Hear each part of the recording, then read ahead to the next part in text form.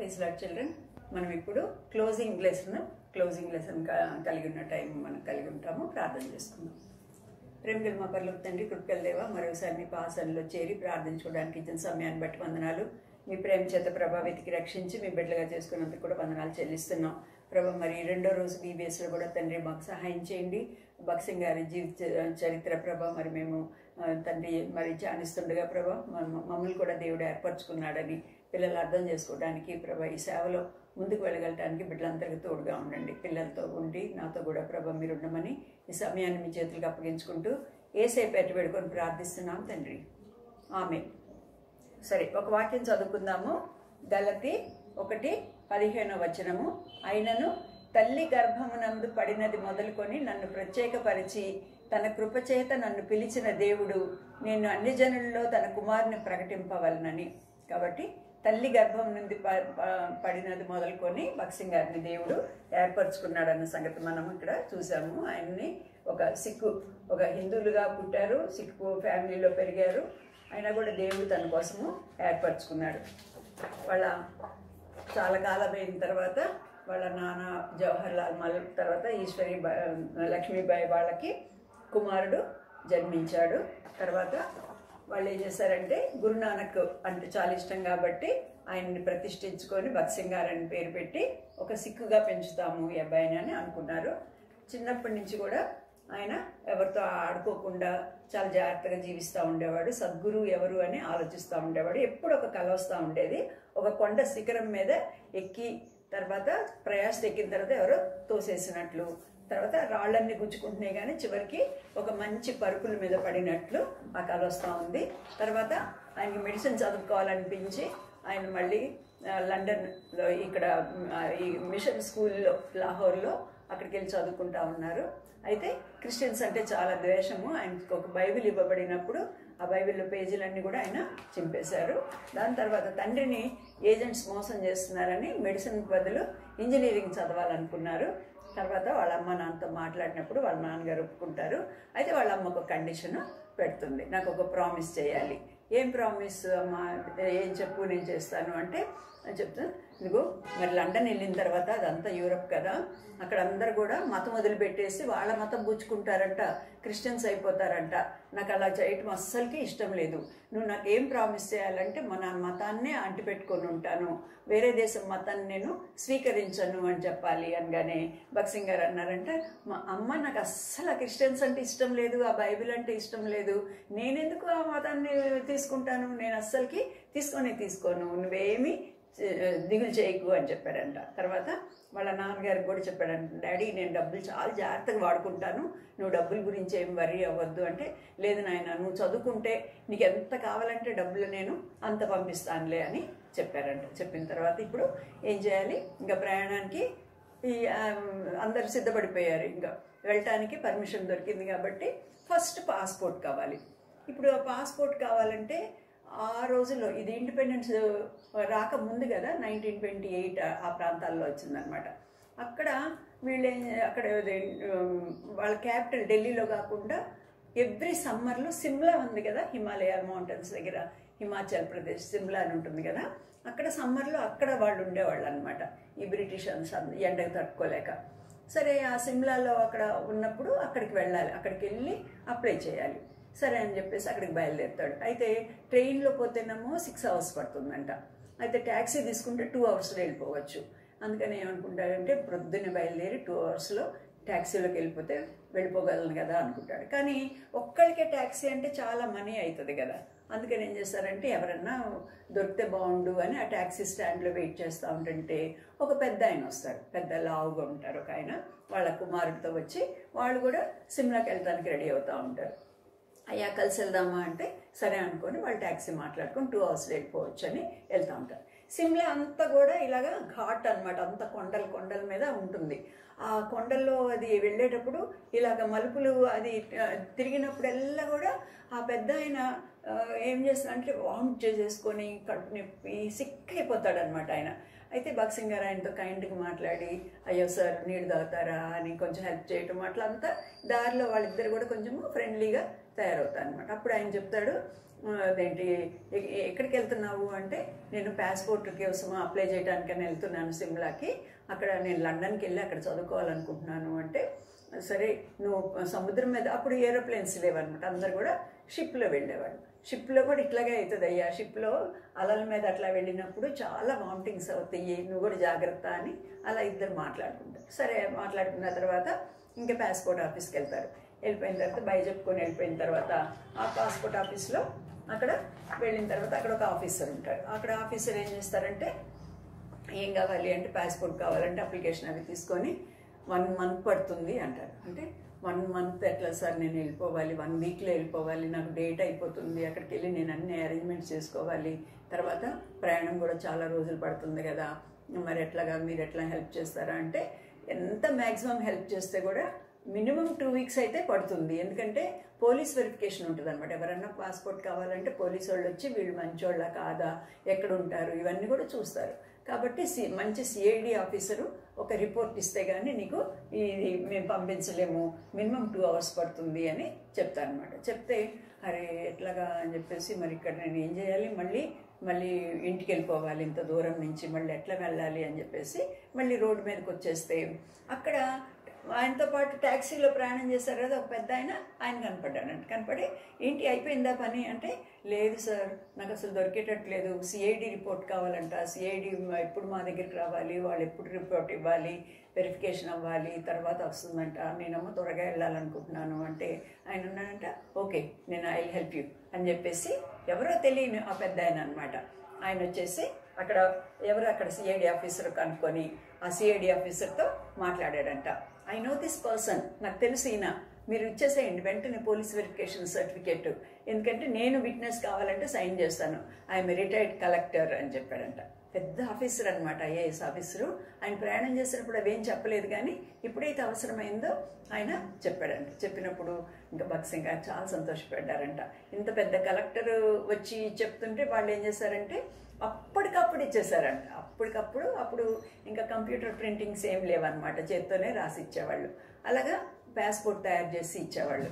1 month అనుకున్నారు, 2 weeks అనుకున్నారు, అలాంటిది కాస్త ½ an hourలో సిమ్లాలో అక్కడ ఉండగానే పని అయిపోయింది. ఇంకా హ్యాపీగా వచ్చేసారంట. వచ్చిన తర్వాత ఇంకా ప్రయాణానికి అంతా సర్దుకొని ఇంకా షిప్లో ఒక బయలుదేరి చాలా కష్టపడి భగత్ సింగ్ గారు మొత్తానికి లండన్ చేరుకున్నారు. లండన్ చేరుకున్న తర్వాత అక్కడంతా కూడా డార్మెటరీ అట్లా హాస్టల్స్ అవి ఉంటాయి, అవన్నీ చూసుకున్న తర్వాత నేను కూర్చొని లెక్క రాసుకున్నారంట, నాకు ఎంత ఖర్చు అవుతుంది బుక్స్కి, దానికి దీనికి, అవన్నీ ఫుడ్కి, అకామిడేషన్కి, ఇవన్నీ రాసుకుంటే ఇండియన్ మనీలో 80 rupees అయ్యేది. ఆ రోజుల్లో 1 రూపీకి చాలా వాల్యూ ఉండేదన్నమాట.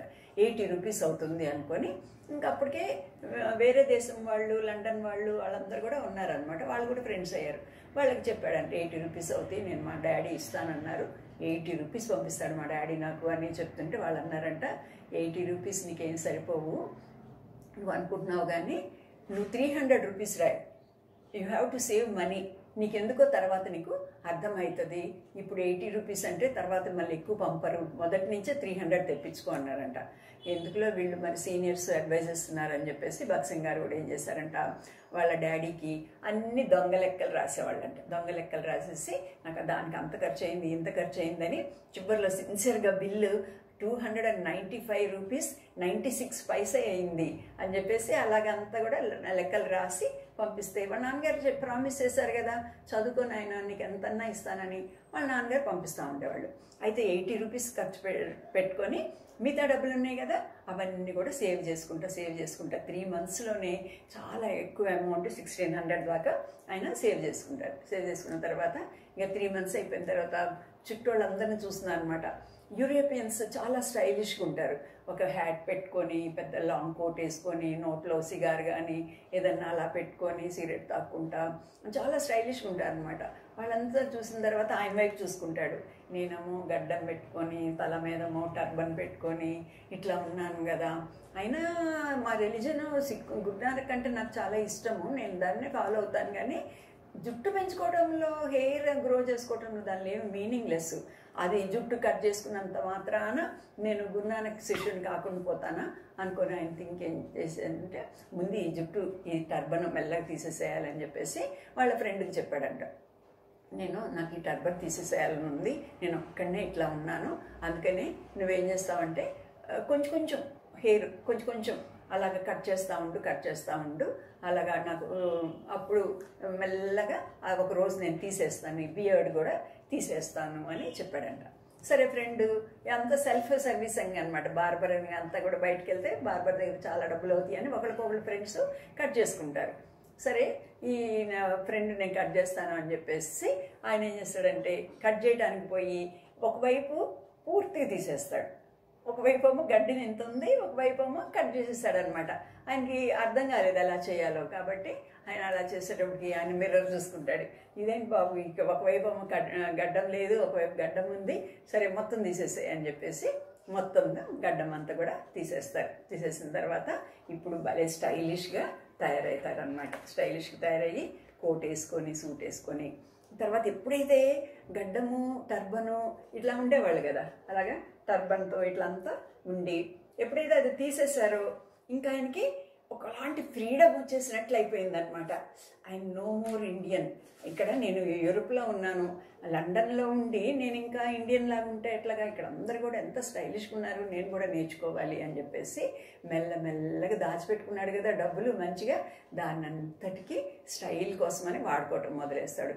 మెల్లమెల్లగా వాళ్ళందరూ సిగరెట్లు తాగుతుంటే ఈయన ఏం సిగరెట్ తాగకుండా అలా ఉంటే బాగుండదని చెప్పేసి మెల్లగా సిగరెట్ తాగటం నేర్చుకుంటాడు.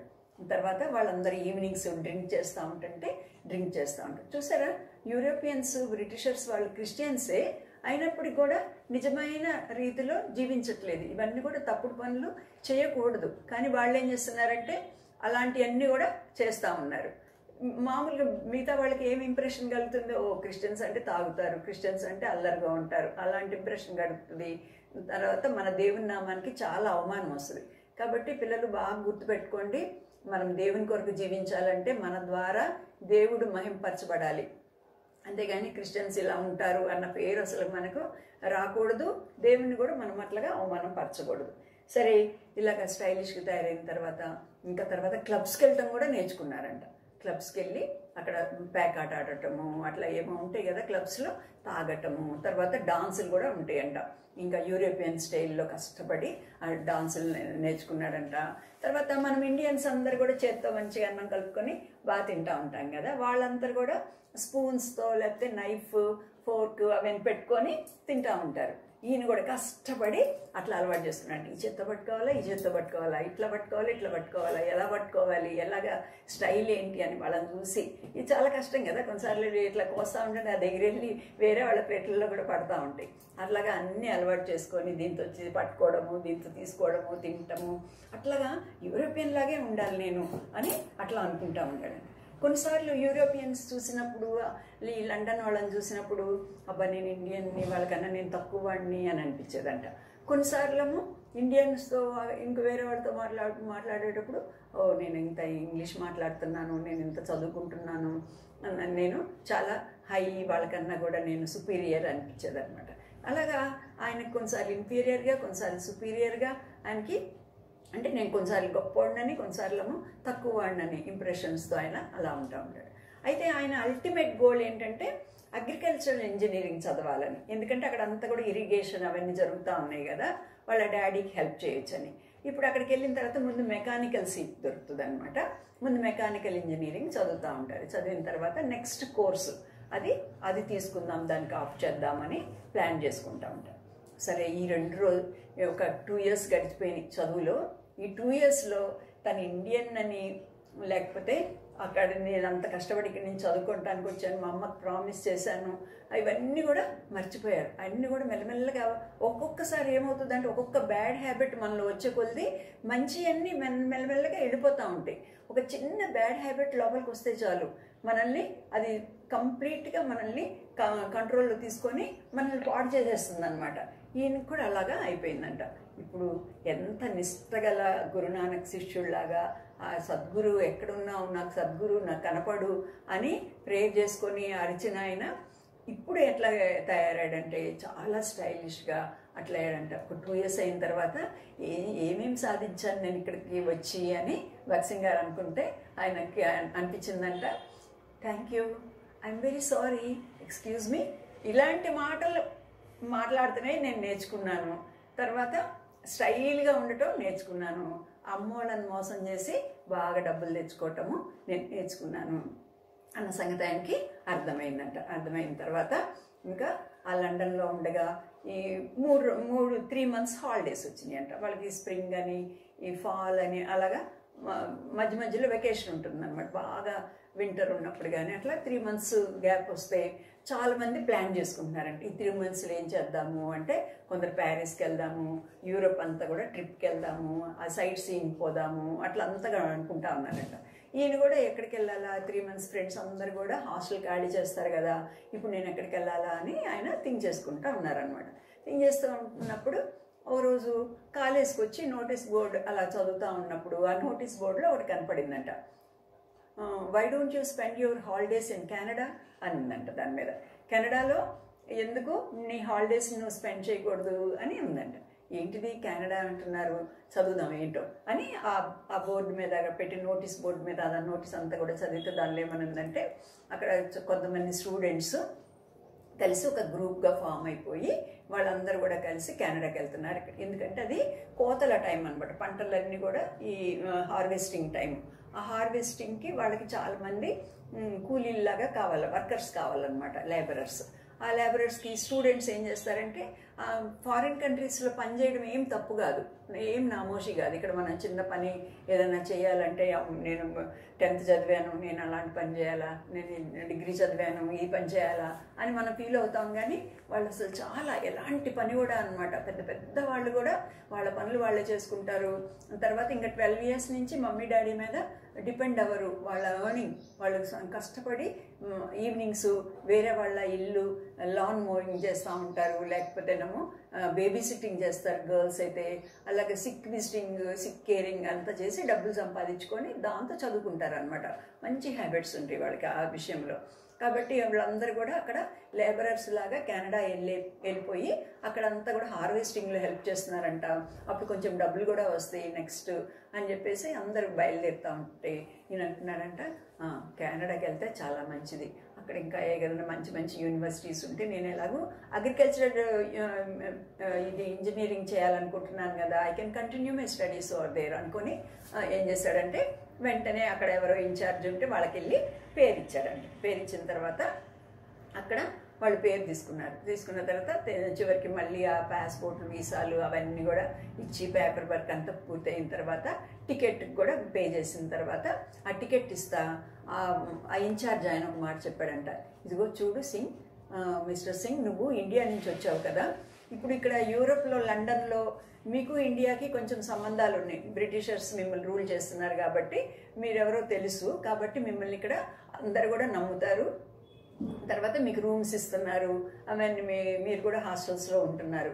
కానీ గుర్తుపెట్టుకో, కెనడా అలా కాదు, కెనడాలో కొంచెము ఈ ఈస్ట్ సైడ్లో ఉండేవాళ్ళు ఏషియన్స్ అంటే ఇష్టపడరు, మీది ఇండియా ఏషియాలో ఉంది కదా, ఇష్టపడరు, మరి గుర్తుపెట్టుకో, మరి నిన్నంత మంచిగా చూడరేమో లండన్లో చూసినంత అంటాడు. అంటే ఈయన అంటాడు, చూడకపోయినా పర్వాలేదు లేండి, వాళ్ళు ఏంటి నన్ను చూసేది, నేను వెళ్తుంది డబ్బులు సంపాదించుకోవడానికి, తర్వాత కెనడా కూడా ఒకసారి నేను చూడొచ్చు అంటాడు. అన్న తర్వాత ఆయన అంటారు, ఒకవేళ హోటల్లో రూమ్స్ కూడా ఏషియన్స్ ఆర్ నాట్ అలౌడ్ అని బోర్డులు పెడతారు మరి కొన్నిసార్లు, నువ్వు అక్కడికి వెళ్ళిన తర్వాత దానికి ఫీల్ అవ్వకూడదు మళ్ళీ అంటాడు. అంటే సరే ఫీల్ అవ్వనులేండి, పర్వాలేదు, వెళ్తే చాలు అనుకొని ఆయన అంతా కూడా అక్కడికి బయలుదేరి వెళ్దామని తీసుకుంటాడనమాట. అయితే ఇక్కడ ఇక్కడే ఉంటున్నప్పుడు, లండన్లో ఉంటున్నప్పుడు ఆయన ఏం చేశారంటే, మిస్ కెంప్ అని ఒక కైండ్ లేడీ ఉండేవాళ్ళు. ఆ ఇంట్లో ఆయన కిరాయికుడు, పేయింగ్ గెస్ట్ అంటారు కదా, వాళ్ళ ఇంట్లో మేడ మీద ఒక రూమ్ ఇస్తారనమాట. అమెరికన్స్ అందరు కూడా అలాగే చాలా మందిని హోస్ట్ చేస్తారు. హోస్ట్ చేయటం అంటే వాళ్ళ ఇంట్లో పెట్టుకుంటారనమాట. సరే వాళ్ళ ఇంట్లో ఉండేవాడు.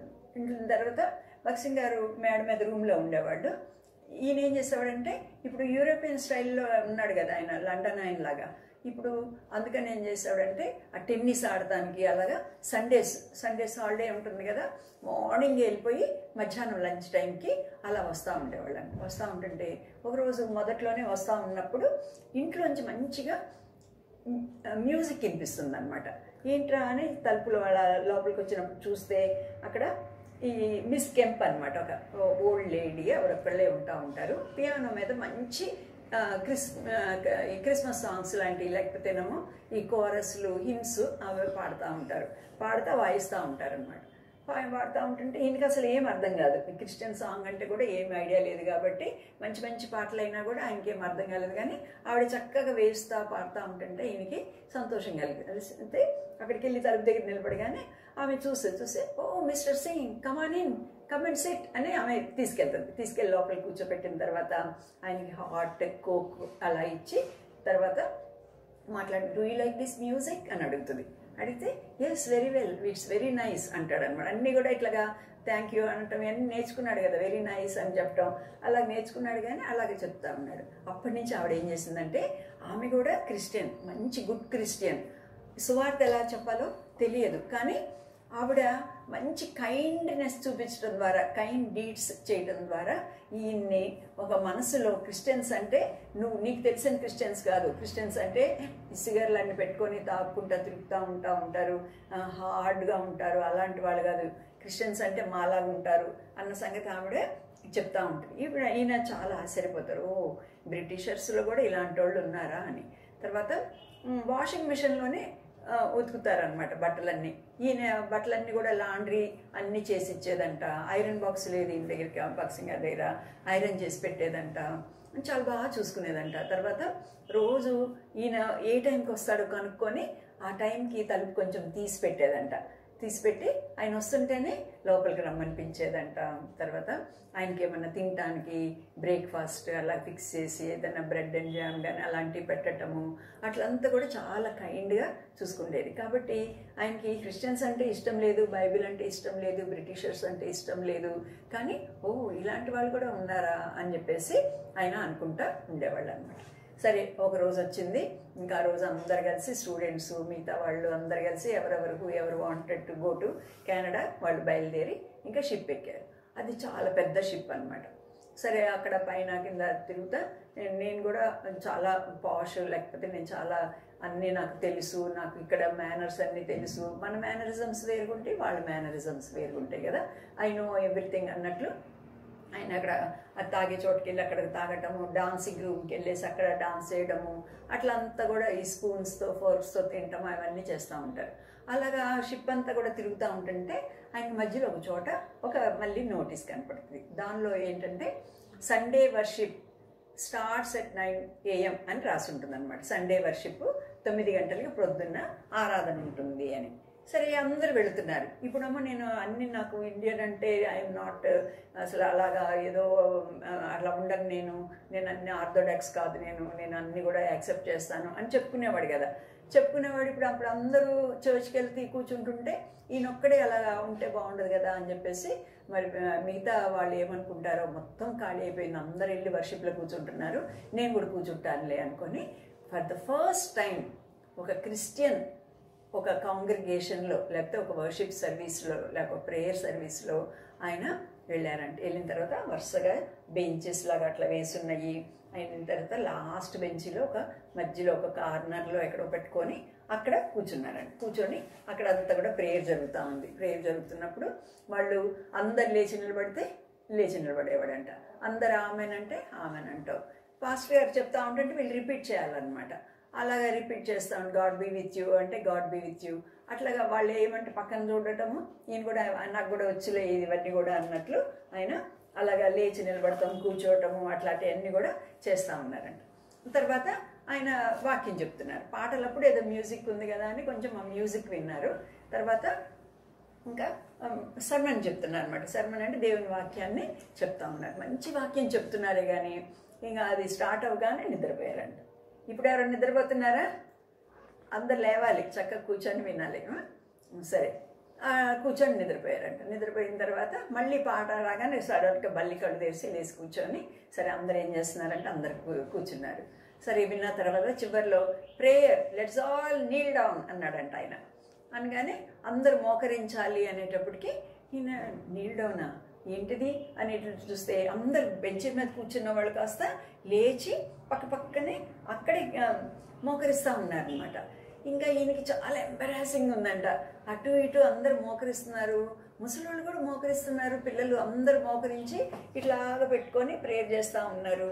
నేను ఒక్కడిని ఇట్లా కూర్చుంటే ఎంత బాగుండదు కదా అనుకున్నాడంట. మెల్లగా లేచి వెళ్ళిపోదామా అనుకున్నారు. అనుకుంటే మెల్లగా లేచి వెళ్తేనేమో ఈ పక్కన ఉన్న వాళ్ళందరినీ మళ్ళీ డిస్టర్బ్ చేయాల్సి వస్తుంది. పైగా యూరోపియన్స్ డిసిప్లిన్ అదంతా కూడా చాలా బాగుంటుంది అనమాట. ఇట్లా వెళ్దామంటే ఇటు కూడా మనుషులు ఉన్నారు, ఏం చేయాలి?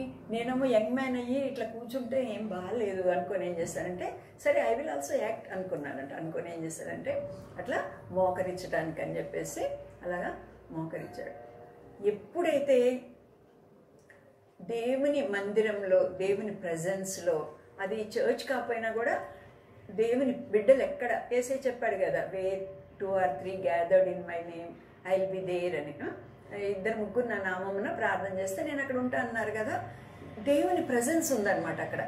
ఎప్పుడైతే ఆ దేవుని ప్రెజెన్స్లో ఫస్ట్ టైము అలాగా మోకరించారో, మోకరివ్వగానే ఆయన జీవితంలో ఒక గొప్ప టర్నింగ్ పాయింట్ లాగా అయిపోయిందంట. తెలియకుండానే Jesus you are the living God, Jesus you are living God అని చెప్తున్నాను. భక్సింగ్ గారు ఏనాడు జీసస్ అన్న మాట నోట్లోంచి రాలేదు. అసలు అటువైపు చూడటం కూడా ఇష్టం లేదు, టచ్ చేయడం కూడా, వాళ్ళతో మాట్లాడటం కూడా ఇష్టం లేదు. అలాంటి టైంకి వితౌట్ హిస్ నాలెడ్జ్ అనమాట, ఆయనకి తెలియకుండానే Jesus you are the true God, you are the living God అని మాటికి అంటున్నాడంట. భక్సింగ్ గారికి ఆశ్చర్యం వేసిందంట. ఏంటి, వాట్ ఐమ్ ఐ టెల్లింగ్, నేనేంటి ఇట్లా అయిపోయాను అని. తర్వాత ఎప్పుడైతే మోకరించి Jesus you are the living God, true God అని అంటున్నారో ఒక విధమైన పీస్, ఆ పీస్, ఆ ఒక సమాధానం అనమాట, శాంతి సమాధానము ఆ హృదయంలోకి వచ్చేసినాయి అంట. ఇంకా యేసుప్రభు ఏం చేశాడో కూడా ఏం తెలియదు ఆయనకి, బైబిల్ అంతా తెలియదు, యేసుప్రభుని గురించి ఏం వాక్యాలు కూడా తెలియదు. Only at the name of Jesus, యేసుప్రభు యొక్క పేరులో ఉన్న, నామంలో ఉన్న ఆ శక్తిని బట్టి ఆయన ఎప్పుడైతే మోకరించాడో, తను తాను దేవుని సన్నిధిలో తగ్గించుకొని మోకరించాడో, తెలియకుండానే నోట్లోంచి జీసస్ అన్న పేరు వచ్చింది. నోట్లోంచి ఎప్పుడైతే పేరు వచ్చేసిందో హృదయంలో అంతా కూడా సమాధానము వచ్చింది. ఇది చాలా ముఖ్యమైన సంగతి. Jesus name of Jesus, it has power. మీరు కూడా ప్రేయర్ అనగానే మోకరించండి. We will also find this peace. కూర్చొని లేకపోతే చిన్నపిల్లలు ఇంకా అట్లాగా కాళ్ళు చాపుకొని అట్లంతా ఉండకూడదు. చిన్నప్పటి నుంచి, మాకు కూడా చిన్నప్పటి నుంచి ప్రేయర్ అనగానే అంతగా అంకుల్ కూడా చెప్తారు కదా VBSలో 1, 2, 3 అనగానే Neel down, fold your hands, close your eyes అని. అది మన హృదయాన్ని తగ్గించుకోవడం చూపిస్తుంది అనమాట. బాగా నేర్చుకోండి. ఇది కానీ చిన్నప్పటి నుంచే మీరు ప్రేయర్ అనగానే, అది మేబీ ఇట్స్ 1 minute ప్రేయర్, దానికి కూడా మోకరించటం అలవాటు చేసుకున్నట్లయితే, మేము అలాగే అలవాటు చేసుకుంటే ఆ అలవాటు మీకు చాలా మీ జీవితంలోనే మంచి మార్పుని తీసుకొని వస్తుంది. కాబట్టి ఎప్పుడైతే ఆయన ప్రేయర్ చేశారో అట్లాగా అయిపోయిందనమాట. అయిన తర్వాత ఇంకా ఆయనకి తెలియని హ్యాపీనెస్ కూడా వచ్చిందంట. అప్పుడు అనుకున్నారంట, మా ఇంట్లో ఎప్పుడు పూజలు వ్రతాలు ఏమేమో జరుగుతూ ఉంటాయి. తర్వాత నేను ఆ సద్గురు అక్కడ దగ్గరికి వెళ్ళి బావి దగ్గర అరిచాను. తర్వాత మా గ్రంథ సాహెబ్ని ఎంతో కాలం చదివాను. అయితే నాకు ఎప్పుడు కూడా ఇట్లాంటి పీస్ రాలేదు, సంతోషం రాలేదు. ఇట్లే నాకు ఎంత సంతోషం ఎందుకు వస్తుంది, ఏంటో ఉందన్నమాట, దీనిలో ఏదో ఉంది, మహత్యం ఏదో ఉంది అని అనుకుంటాడు. అనుకున్న తర్వాత ఇంకా కెనడాకి వచ్చేస్తారు. తర్వాత ఆ హ్యాపీనెస్లోనే ఉంటారనమాట. జీసస్ ఇప్పుడు హేట్రెడ్ లేదు, ఆ పేరు వింటేనే ఒకలాంటిగా ఉండేది, ఇప్పుడు అది లేదు, సంతోషంగా ఉంది. అక్కడికి వెళ్ళిన తర్వాత అక్కడ అంతా కూడా YMCA అని ఉంటుంది. ఆ YMCAలో హాస్టల్ లాగా ఉంటుంది అనమాట, YMCA హాస్టల్. దానిలో మెన్ అందరికి కూడా రూమ్స్ ఉంటాయి. అక్కడ ఆయనకు కూడా అకామిడేషన్ ఇస్తారు, చేర్చుకుంటారు వాళ్ళు క్రిస్టియన్స్. తర్వాత ఆయన అక్కడ ఉండి పనులకి వెళ్తే మెల్లగా డబ్బులు సంపాదించుకుంటూ ఉంటాడు. అంతా తిరుగుతూ ఉంటుంటే మిస్టర్ హేవన్స్ అని ఒక ఆయన ఉన్నాడు అనమాట ఆ దానిలో. మిగతా వాళ్ళందరూ కూడా ఏదో బిజీగా ఉండి వాళ్ళ పనులు వాళ్ళు చూసుకుంటా దిగులుగా అట్లా ఉండేవాళ్ళు. కానీ ఈ మిస్టర్ హేవన్స్ మాత్రము ఎప్పుడు చూసినా చాలా బ్రైట్ ఫేస్తో చాలా సంతోషంగా ఉండేవాళ్ళంట. పైగా ఆయన స్నానం చేసేటప్పుడు కూడా హేమంత్ స్నానం చేస్తున్నాడంటే అందరికి తెలిసిపోతుంది అనమాట. బాత్రూంలోంచి ఏమేమో పాటలు, అది దేవుని పాటలు అనమాట, ఇంకంత తెలియదు కానీ మంచి పాటలు పాడుతూ ఉండేవాళ్ళంట. అందరిని పలకరించటము అట్లంతా కూడా చేస్తూ ఉంటాడనమాట. చేస్తూ ఉన్నప్పుడు ఈ భక్సింగ్ గారికి నేను కూడా ఇప్పుడు కొంచెం హ్యాపీగా ఉన్నాను కదా, ఏంటో పీస్ఫుల్గా ఉన్నాను, ఇప్పుడు ఆయన కూడా ఎందుకు ఉన్నాడో కనుక్కుందాం అనుకుని ఒకరోజు, mister heavens, what is your wonderful experience in your life అని అడుగుతాడంట. ఏంటి నీ జీవితంలో ఏదన్నా వండర్ఫుల్ ఆశ్చర్యకరమైంది హ్యాపీ ఇన్సిడెంట్ ఏమన్నా ఉందా, యూ లుక్ ఆల్వేస్ హ్యాపీ అని అడిగాడు. అడిగితే ఆయన అన్నాడంట, ఈ ప్రశ్న భక్సింగ్ గారు చాలాసార్లు అందరినీ వేశారంట. ఫ్రెండ్స్ అందరినీ ఊరికే సరదాగా మాట్లాడుకునేటప్పుడు నీ హ్యాపీయెస్ట్ డే ఏంట్రా అని అడిగితే వాళ్ళు ఏం చెప్పేవాళ్ళంటే my birthday, my wedding day, లేకపోతే when I got my promotion, అలాంటివన్నీ చెప్తా ఉండేవాళ్ళు అనమాట. అయితే ఈయన ఏం చెప్పాడంటే, when I received Jesus Christ into my heart, that is the happiest day in my life, that's why I am happy forever అని చెప్పాడంట. యేసు ప్రభువుని ఎప్పుడైతే నా హృదయంలో అంగీకరించానో అదే నా జీవితంలో ఉన్న మర్చిపోలేని ఆనందమైన సంతోషకరమైన రోజు, అందుకని నేను ఎంతో హ్యాపీగా ఉంటున్నాను అని చెప్పినప్పుడు చాలా ఆశ్చర్యపోయాడంట. కరెక్టే, నేను ఆ రోజు మోకరిస్తేనే నాలో ఇంత జరిగింది కదా, ఇప్పుడు ఇట్లా ఉంటే ఇంకెంత హ్యాపీగా ఉంటాను నేను అని చెప్పేసి ఆయనకి చాలా ఆశ్చర్యం వేసి ఒకసారి చదవాలి, ఏదన్నా తెలుసుకోవాలి, ఇప్పుడు హ్యావెన్స్లో మిస్టర్ హ్యావెన్స్కి ఎంత హ్యాపీనెస్ ఉందో నాలో కూడా హ్యాపీనెస్ వస్తే బాగుంటుంది అని అనుకుంటా ఉన్నాడంట. అయితే నవంబర్లో వాళ్ళు థ్యాంక్స్ గివింగ్ అని పెట్టుకుంటారనమాట. థ్యాంక్స్ గివింగ్ అక్కడి నుంచి ఇంకా క్రిస్మస్ అంతా గిఫ్ట్లు ఒక్కొక్కరికి ఇచ్చుకోవడం అవన్నీ కూడా చాలా బాగా చేసుకుంటూ ఉంటారు. సరే, అలాంటి రోజు వచ్చినప్పుడు అందరు ఒకరికొకరు గిఫ్ట్స్ ఎక్స్చేంజ్ చేసుకుంటూ ఉంటారనమాట. ఒకరోజు ఆ మిస్టర్ హ్యావెన్స్ అని వచ్చి, ఇదిగో చూడు థ్యాంక్స్ గివింగ్ డే వచ్చింది కదా, మేము గిఫ్ట్లు ఇద్దాం అనుకుంటున్నాము, అందరికి ఇస్తాము అంటే, నాకేమొద్దు గిఫ్ట్ అంటాడు. ఎందుకంటే మీరు నాకు గిఫ్ట్ ఇచ్చారనుకోండి, మళ్ళీ నేను కూడా మీకు గిఫ్ట్ ఇవ్వాలి కదా, నా దగ్గర అంత గిఫ్ట్ ఇవ్వడానికి ఏం లేదు అంటే ఆయన అన్నాడంట, నువ్వు ఏం కావాలో అడుగు అంటే ముందు ఒక న్యూ టెస్టిమెంట్ ఆయనకి ఇస్తాడనమాట. న్యూ టెస్టిమెంట్ ఇచ్చిన తర్వాత ఆ న్యూ టెస్టిమెంట్ భక్సింగ్ గారు చదవటం మొదలేస్తాడు. నాకు ఒక బైబిల్ ఇస్తారా అని చెప్పేసి ఇచ్చిన తర్వాత ఆ బైబిల్ చదవాలని చాలా ఆశ కలిగింది. ఆ నైట్ ఆ బైబిల్ వచ్చింది, ఇంకా చదవటం స్టార్ట్ చేశారు. డిసెంబర్ నెల అనమాట అది. అట్లాగా చదువుతూ ఉన్నప్పుడు ఆ రోజు బాగా స్నో పడుతుంది. స్నో పడుతూ ఉంటుంటే స్నో పడ్డ రోజు ఎక్కడ బయటకు వెళ్తానికి ఉండదు అనమాట. కాబట్టి వాళ్ళు అక్కడ మోకరించి ఆయన రూమ్లో ఉండే ఆ బైబిల్ చదువుకుంటా ఉన్నారంట. మాథ్యూ గాస్పెల్ నుంచి స్టార్ట్ చేశారు, చిన్న న్యూ టెస్టిమెంట్ అనమాట. ఆ మాథ్యూ గాస్పెల్ నుంచి స్టార్ట్ చేసినప్పుడు అది చదువుతూ ఉంటుంటే ఆయనకి ఆ మ్యాథ్యూ అయిపోయింది. చాలా ఇంట్రెస్ట్, అసలు కదలబుద్ధి కావట్లేదు అనమాట. అంతలాగా అన్డివైడెడ్ అటెన్షన్తో ఇంకా ఏముంది అన్నట్లు అది చదువుతూ ఉంటున్నప్పుడు సడన్గా ఆయన జాన్కి వచ్చిన తర్వాత జాన్ 3:7 చదువుతూ ఉంటుంటే verily verily I say unto you అన్న మాట దగ్గర ఆగిపోయాడంట. Verily verily I say unto you అంటే నీతో నిశ్చయంగా చెప్పుచున్నాను. నికోడెమస్ స్టోరీ ఉంటుంది కదా, దానిలో నిశ్చయంగా నీతో చెప్పుచున్నాను అంటే ఆయనకి దేవుడు verily verily I say unto you అని ఈయన్ని చూపించేసినట్లే అనిపిస్తుందంట. ఏం చెప్తున్నాడు అని అది చూసినప్పుడు అందరు పాపం చేశారు, ఆ పాప రోగం ఉంది, తిరిగి జన్మించాలి, మారాలి, మనిషి మారాలి, మారు మనసు పొందాలి, you should be born again.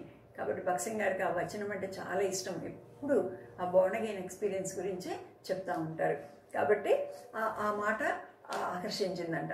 ఇంకా అలాగే అట్లా కూర్చొని ఆ 3 days చదివాడనమాట. ఆ మాట దగ్గర ఆగిపోయి ఆలోచిస్తున్నప్పుడు నేను మారాలా, ఎలా ఉన్నాను నేను అన్నప్పుడు చిన్నప్పటి నుంచి కనిపించిన తర్వాత నా హృదయంలో ఎంత హేట్రెడ్ ఉంది కదా క్రిస్టియన్స్ అంటే, ఈ బ్రిటిషర్స్ అంటే నేను ఎంత అసహించుకుంటాను. మా దేశాన్ని మీదకి వచ్చి మా దేశాన్ని పరిపాలిస్తున్నారు వీళ్ళు. తర్వాత అట్లా అంతా కూడా నేను అనుకున్నాను. స్కూల్లో ఒక్కసారి క్రిస్టియన్స్ హాస్టల్ దగ్గరికి కూడా నేను వెళ్ళలేదు అని తర్వాత నేను ఇన్ని అబద్ధాలు ఆడుతున్నాను. ఇక్కడికి వచ్చి 80 రూపీస్ ఖర్చు అయితే మా నాన్నకి ఫస్ట్ డే నుంచే నేను 300 తెప్పించుకున్నాను. తర్వాత స్మోకింగ్కి అలవాటు పడ్డాను, తర్వాత తాగటానికి అలవాటు పడ్డాను, డ్రింకింగ్కి, తర్వాత ప్లేయింగ్ కార్డ్స్, గేమ్స్, ఈ గ్యాంబ్లింగ్, ఇవన్నీ కూడా నాలో వచ్చినాయి. నిజంగా అనుకున్నప్పుడు ఆయనకి, భగత్ సింగ్ గారికి ఆయన రూపము కనిపిస్తుందంట. ఎలా కనిపిస్తూ ఉంది? ఒంటి నిండుగా మచ్చలతో ఉన్నట్లు కనిపిస్తుంది అనమాట. బ్లాక్ స్పాట్స్ ఉన్నాయి, చాలా అసహ్యంగా ఉన్నాయి అన్నమాట ఇవన్నీ కూడా. కాబట్టి అవన్నీ చూసి ఈయన చాలా ఆశ్చర్యపోతున్నాడు. నా బాడీ అయినా నేను ఇంత తెల్లగా మంచిగా ఉన్నాను అనుకుంటున్నాను, కానీ ఇంకా నా నిజస్థితి ఇది. ఓహో, ఇవన్నీ పాపం వలన కలిగిన మచ్చలు అని అర్థం చేసుకున్నాడంట. అందుకని యెషయా గ్రంథంలో ఏముందంటే, పైనుంచి నడినెత్తి నుంచి అరికాలు వరకు కూడా అన్ని దెబ్బలు, గాయాలు, పచ్చిపుండ్లు. మనకేం దెబ్బలు ఉన్నాయని మనం అనుకుంటున్నాం, కానీ దేవుడు చూసినప్పుడు పాపం అనే రోగము ఉంది. దేవుని దృష్టిలో మనం క్లీన్గా ఉన్నామనుకుంటే కూడా దేవుడు చూసినప్పుడు ఈ మచ్చలన్నీ కనిపిస్తున్నాయి. కాబట్టి భగత్ సింగ్ గారికి మొట్టమొదట తను ఎంత పాపియో అర్థమైంది. నాలో ఎంత పాపం ఉంది, నా ఒళ్ళ మీద అంతా కూడా పాపం మచ్చలు ఉన్నాయి. నేను పైకి చూస్తానికి hello, how are you, how do you do, అట్లా అంతా కూడా ఓ సారీ, ఎక్స్క్యూజ్ మీ, అట్లాగా అన్నీ కూడా చెప్తున్నాను, థ్యాంక్ యూ అని 10 సార్లు చెప్తున్నాను. కానీ లోపలంతా కూడా అలాంటి బుద్ధి నాకు నిజంగా లేదు, నేను పాపిని అని చెప్పేసి ఏం చేశాడంటే, వెంటనే ఆయన అక్కడే మోకరించి, lord, I'm such a great sinner, do I have any hope అని ప్రేయర్ చేస్తూ ఉన్నాడు. నాకు ఏమన్నా నిరీక్షణ ఉందా, నేను చాలా పెద్ద పాపిని అని చెప్పేసి అట్లా ప్రార్థన చేసుకుంటా ఉన్నప్పుడు ఆయనకి హృదయం తెలుస్తుంది. యేసుప్రభు అందుకనే ఈ లోకానికి వచ్చాడు, ఈ పాప డాగులన్నీ కూడా కడిగి వేయడానికి వచ్చాడు, సిలువ మీద తన కోసము చనిపోయాడు, యేసుప్రభు రక్తము మాత్రమే కడుగుతుంది అని చెప్పేసి అని అర్థం చేసుకొని, ప్రభువా నీ రక్తంలో నా పాపాలు కడుగు అన్నప్పుడు మళ్ళీ ఒక వాయిస్ వినపడిందంట. ముందు కలొచ్చినప్పుడు ఒక వాయిస్ వినపడేది కదా, this is your test money Bhagat Singh అని. అలాగే ఇప్పుడు కూడా this is my body broken for you, this is my blood shed for your sins అన్న మాట వినపడిందంట. వినపడినప్పుడు యేసయ్య నీ రక్తం ఉంది కాబట్టి నేను అడుగుతున్నాను, నన్ను క్షమించు, నీ రక్తంలో నా పాపాలన్నీ కడుగు అన్నప్పుడు దేవుడు మళ్ళీ ఇంకో మాట మాట్లాడాడంట. Your sins are washed away, go in peace అని చెప్పాడంట. నీ పాపాలన్నీ కూడా నేను క్షమించేసేసాను అని చెప్పినప్పుడు ఆయనకి చాలా సంతోషం అయిపోయిందనమాట. ఎంత సంతోషం అయిందంటే, భగత్ సింగ్ గారు తన రక్షణ పొందిన విధానం గురించి, యేసుప్రభుని అంగీకరించింది, మారు మనసు పొందిన దాని గురించి ఏం చెప్తారంటే, Joy unspeakable, full of glory అని చెప్తారు. అది నశక్యం కానీ మహిమాయుక్తమైన సంతోషము అని చెప్తారు అనమాట. నిజంగా నేను కూడా కాలేజ్ డేస్లో నేను గాస్పుల్ విన్నప్పుడు, నేను కూడా మంచి క్రిస్టియన్ ఫ్యామిలీలోనే పుట్టి పెరిగాను, అన్ని భక్తిగానే ఉండేవాళ్ళము. అయితే నేను కూడా పాపిని, నేను మారు మనసు పొందితే కానీ పరలోక రాజ్యానికి వెళ్ళలేనని నేను ఎప్పుడైతే గ్రహించానో, నేను కూడా ఒకరోజు ప్రార్థన చేసుకున్నాను, యేసుప్రభు నేను పాపిని, నన్ను క్షమించు అని. అప్పుడు యేసుప్రభు నా పాపాలన్నిటిని కూడా క్షమించి నా హృదయాన్ని ఒక సమాధానంతో నింపాడు. ఇప్పటికి ఎన్నో సంవత్సరాలు అయిపోయినా కూడా ఆ సమాధానము, యేసుప్రభు నా పాపాలు క్షమించాడు, నేను ఆయన బిడ్డను అన్న విశ్వాసము నాలో ఉంది, ఆ నిరీక్షణ కూడా ఉంది. కాబట్టి అలాగా చాలా సంతోషపడ్డారంట. సంతోషపడిన తర్వాత మళ్ళీ మిస్టర్ హ్యావెన్స్ కలిసిన తర్వాత నీకు ఒక గిఫ్ట్ ఏమన్నా ఇస్తాను అంటే భగత్ సింగ్ గారు అన్నారంట, ఓకే నాకేమన్నా గిఫ్ట్ ఇవ్వాలంటే ఒక గిఫ్ట్ ఇవ్వండి అని అడిగారంట. ఏం గిఫ్ట్ అడిగారో మనము రేపు BBSలో 3వ క్లాసులో తెలుసుకుందాం. సరేనా? చిన్న ప్రార్థన చేసుకుందాం. ప్రేమగల మా పరలోక తండ్రి, కృపగల దేవా, ఇంతవరకు మాకు చేసిన సహాయాన్ని బట్టి వందనాలు చెల్లిస్తున్నాం తండ్రి. ప్రభా మరి తండ్రి ప్రొద్దున సింగింగ్లో మాకు సహాయపడ్డారు, అలాగే తండ్రి మెయిన్ లెసన్లో సహాయపడ్డారు, అలాగే తండ్రి హ్యాండ్ వర్క్లో కూడా సహాయపడ్డారు. ఇప్పుడు క్లోజింగ్ లెసన్లో కూడా మాకు తోడైన వందనాలు. ప్రభా వింటున్న పిల్లలందరినీ తండ్రి, స్టూడెంట్స్ని, అలాగే ప్రభా మరి తండ్రి వాళ్ళ పేరెంట్స్ని, మా BBS టీచర్స్ని, సండే స్కూల్ టీచర్స్ని, ప్రభా మరి తండ్రి అందరినీ కూడా తండ్రి మీరు ఆశీర్వదించండి. ప్రభా మరి ఈ వాక్యము ద్వారా తండ్రి వాళ్ళు కూడా మేలు పొందగలటానికి సహాయం చేయండి. రేపటి BBS గురించి కూడా తండ్రి మమ్మల్ని సిద్ధపరచండి. మాతో పిల్లలతో అందరితో ఉండమని, ఈ పరిచయను ఆశీర్వదించమని మమ్మల్ని మీ చేతులకు అప్పగించుకుంటూ యేసయ్య పేట వేడుకొని ప్రార్థిస్తున్నాం తండ్రి. ఆమేన్. ఓకే చిల్డ్రన్, మన BBS 2వ రోజు అయిపోయింది. రేపు ఎన్ని గంటలకు కలుసుకుంటాము?